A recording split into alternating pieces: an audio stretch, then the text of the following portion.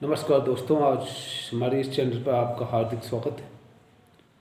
आज हम आप सभी लोगों को बताएंगे कि दुनिया की सबसे सरल ध्यान पद्धति के बारे में, और इस ध्यान की संपूर्ण जानकारी विस्तार से हम आपको देंगे।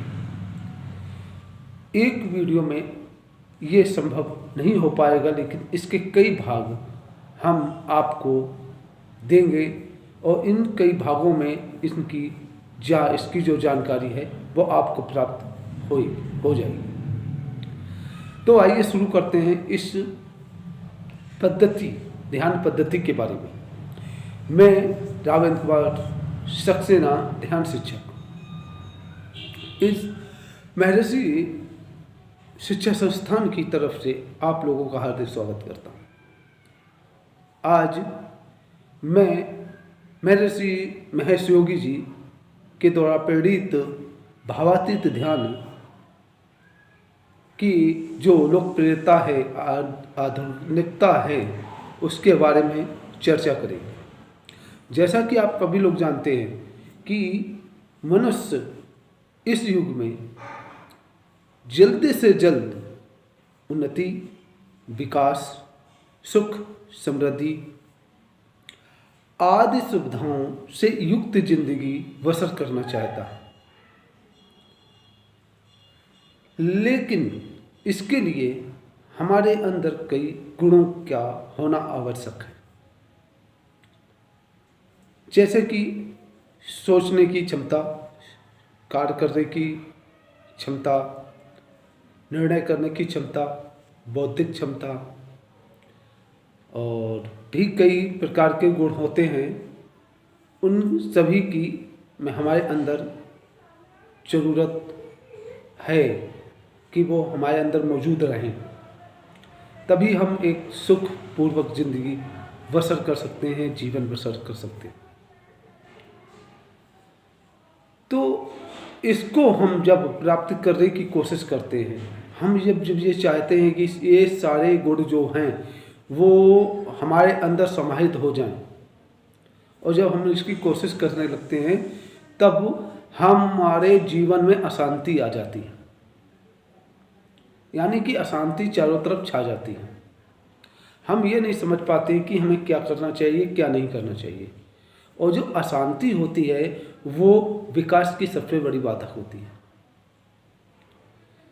तो अब ये प्रश्न है कि इन सब को हम कैसे प्राप्त कर सकें। जो हमारे जो ऋषि मुनि थे, जो जंगलों में रहा करते थे और अध्ययन किया करते थे, तो वो ध्यान पद्धति जो सिर्फ पहले ऋषि मुनियों तक ही सीमित थी, उनके जो शिष्य थे उनके तक ही सीमित थी, वो ध्यान पद्धति को महर्षि महेश योगी जी ने वैज्ञानिकों के द्वारा प्रमाणित करवाकर जन समुदाय को इस पद्धति के द्वारा लाभ पहुंचाया। लोगों ने इस पद्धति को अपनाया और इसका लाभ उठाया।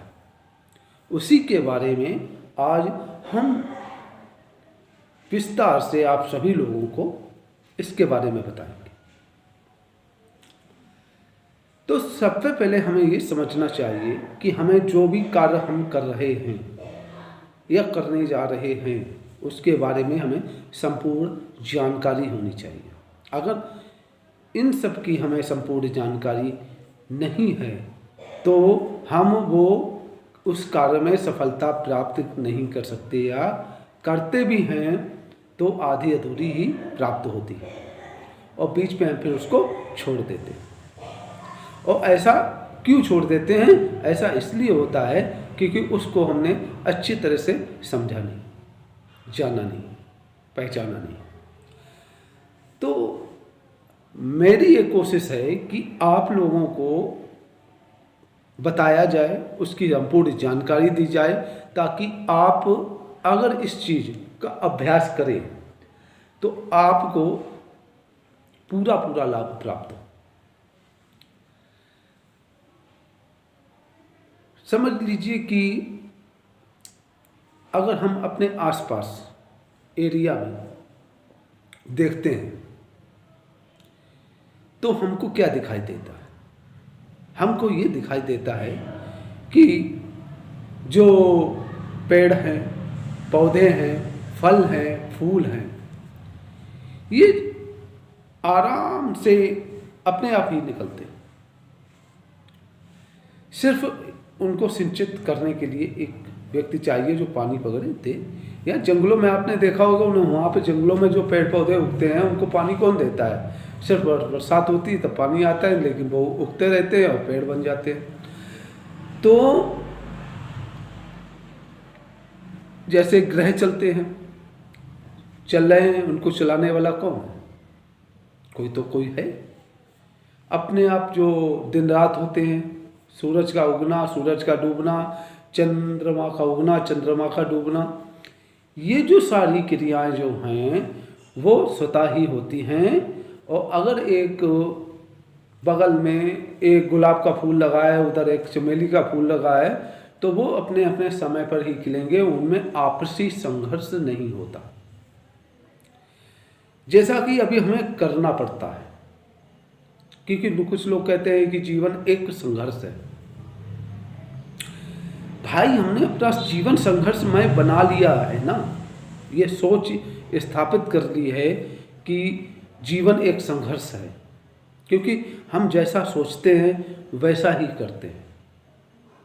अगर मेरी ये सोच है कि जीवन एक संघर्ष है तो हम जीवन भर संघर्ष ही करते रहेंगे, जबकि ईश्वर ने हमको ये जो जीवन दिया है ये संघर्ष के लिए नहीं दिया है, ये हमको दिया है आनंद से रहने के लिए।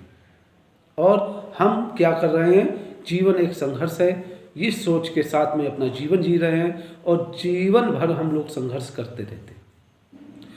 जो व्यक्ति ये सोचते हैं कि जीवन आनंद है तो वो जीवन भर आनंद में बने रहते हैं। ऐसे भी कई लोग आपने देखे भी होंगे कि वो जिस हाल में हैं अपना खुश है, कोई संघर्ष नहीं। तो हमें सबसे पहले अपनी ये सोच बदलनी है कि जीवन एक संघर्ष है, काम करना है। मैं ये नहीं कहता हूं कि आपको काम ही नहीं करना, काम करना और संघर्ष करने में बहुत बड़ा अंतर है। तो ये सब चीज़ें जो होती हैं, हम जो देखते हैं स्वतः ही होती हैं, तो इनको चलाने वाला कोई है। जब हमने इसका विश्लेषण किया तब हमने ये जाना, ये पहचाना कि ऐसी कोई शक्ति है जिसकी हमें ज़रूरत है। जो शक्ति इन लोगों को चला रही है, जो शक्ति हमको चला रही है, हमें उसी शक्ति की आवश्यकता है। अगर हम उस शक्ति से संबंध स्थापित कर लेते हैं तो हमारा जो ये सोच है संघर्षमय जीवन, ये सोच खत्म हो जाएगी और आनंदमय जीवन की सोच विकसित हो जाएगी और हमारा जीवन आनंद और खुशियों से भर जाएगा। महर्षि महेश योगी जी ने जीवन को 4 भागों में बांटा है और जो 4 भागों में जो जीवन को बांटा है वो उनमें से एक के बारे में हम अगले वीडियो में चर्चा करेंगे और इन 4 भागों के बारे में हम आपसे चर्चा करेंगे और इन 4 भागों में ये जो भावातीत ध्यान है ये किस तरह से फ़ायदा करता है वो भी बताएंगे। तो मेरे इस चैनल को सब्सक्राइब कीजिए, क्योंकि अगले भाग में मैं बहुत जल्दी ये बताने वाला हूँ कि ये 4 भागों में ये भावातीत ध्यान किस तरह से आपको लाभ पहुँचाएगा।